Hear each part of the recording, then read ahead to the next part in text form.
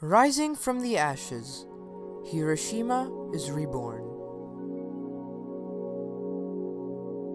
The atomic bombing of Hiroshima, Japan on August 6, 1945 was an immense tragedy causing cataclysmic damage to the city's population and culture. Despite this, the destruction of Hiroshima also inspired triumph, as seen in the unity of the Japanese as they came together to rebuild and improve their beloved city. Without the atomic bombing, Hiroshima would never have become the thriving city it is today. Before World War II, Hiroshima was a bustling city full of life. Its economy was booming, and it was one of Japan's largest cities, with a population of around 300,000 people. Hiroshima was an extremely important port and was densely populated. The city was a center for communication, as well as a storage point and assembly area for troops. Hiroshima also had a large military presence, as it housed the base for the 2nd Army headquarters.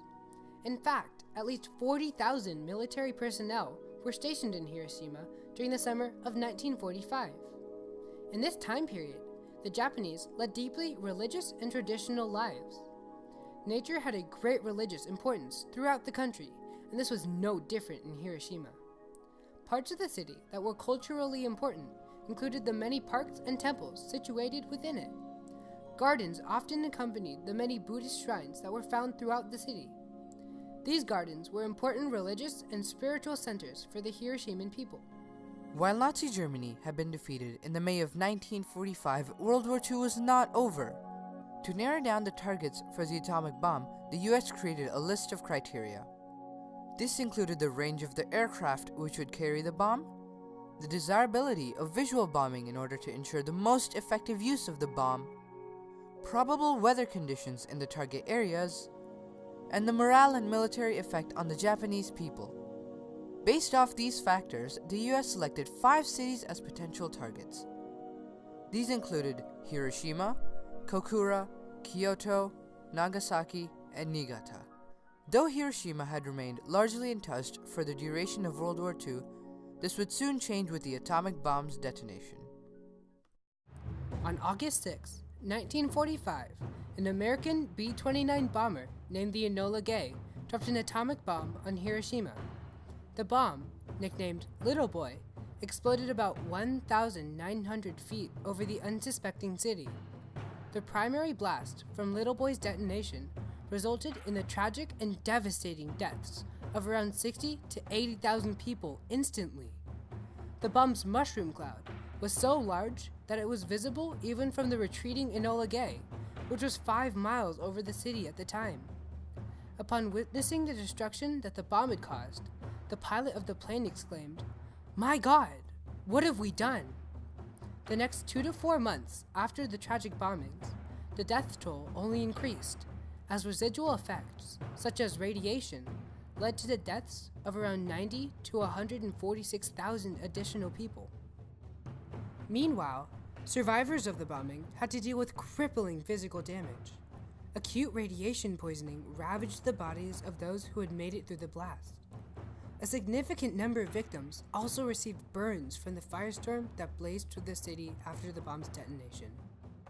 Those who were able to recover from their injuries still faced trauma and psychological damage.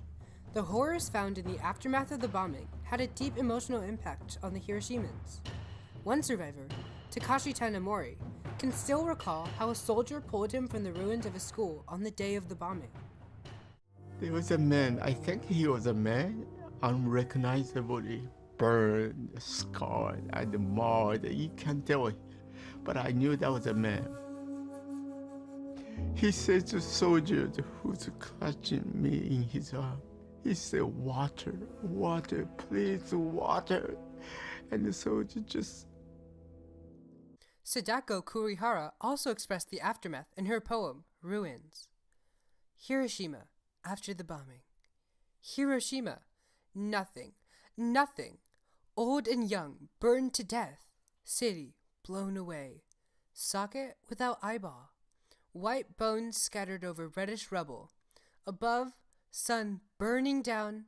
City of ruins, still as death.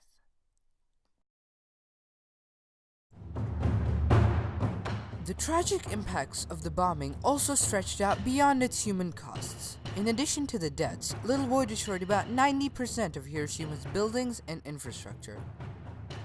This included the many shrines and parks that were vital to the Hiroshimans' culture. In fact, Little Boy incinerated parts of the natural beauty that the Japanese so revered. The majority of the trees within a 2-kilometer radius of the bomb's epicenter were torn out of the ground or snapped in half. Many believed that nothing would grow in the city for at least 75 years. This tragically crushed the Hiroshimans' morale even further. To them, the idea that nature could be subdued by Western science was the ultimate form of desolation. For a while, it seemed that recovery from the tragic bombing was impossible. However, by the autumn of 1945, weeds began to sprout from the scorched earth, triumphantly defying the experts' predictions. The next summer, oleanders bloomed.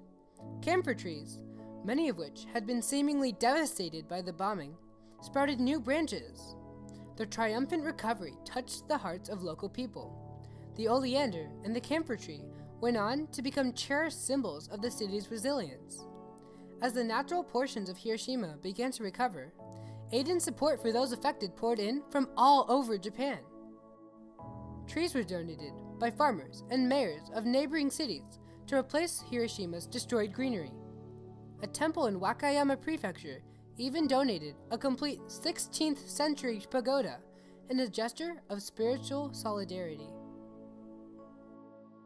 According to city officials, Hiroshima's reconstruction was not an attempt to create everything anew. It was also an attempt to bring back social functions, culture, and traditions that had existed in the Hiroshima communities before the bombing. After essentials such as infrastructure, utilities, and public transportation were restored, the Hiroshimans began to refocus on building their culture and identity. Previous staples of Hiroshima were triumphantly reconstructed.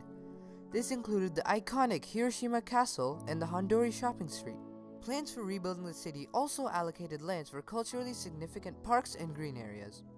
With the help of numerous volunteers, major replanting efforts occurred from 1948 to 1958.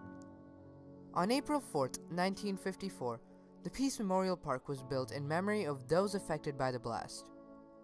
Located within the epicenter of the atomic blast, the park contains a museum and monuments dedicated to those killed by the explosion. As the Japanese came together to rebuild their city, they re-established more than just its infrastructure. Their spirits, culture, and community were rebuilt as well. Over 70 years after the tragic bombing, Hiroshima has triumphantly recovered into a large manufacturing hub, with a population of over 1.1 million people. Skyscrapers and high-rise buildings line the streets in the downtown. Hiroshimans relax and immerse themselves in the tranquility found in the city's many parks. At the Hiroshima Peace Memorial Park, the Genbaku Dome, one of the few buildings that survived the atomic blast, serves as a stark reminder of the city's past. Though Hiroshima may look different, the same spirit that enabled the rebuilding process to occur is still present. This recovery triumphantly revived and transformed Hiroshiman culture into what it is today, a change that turned the trauma of a single moment into what is now a future full of hope, prosperity, and peace.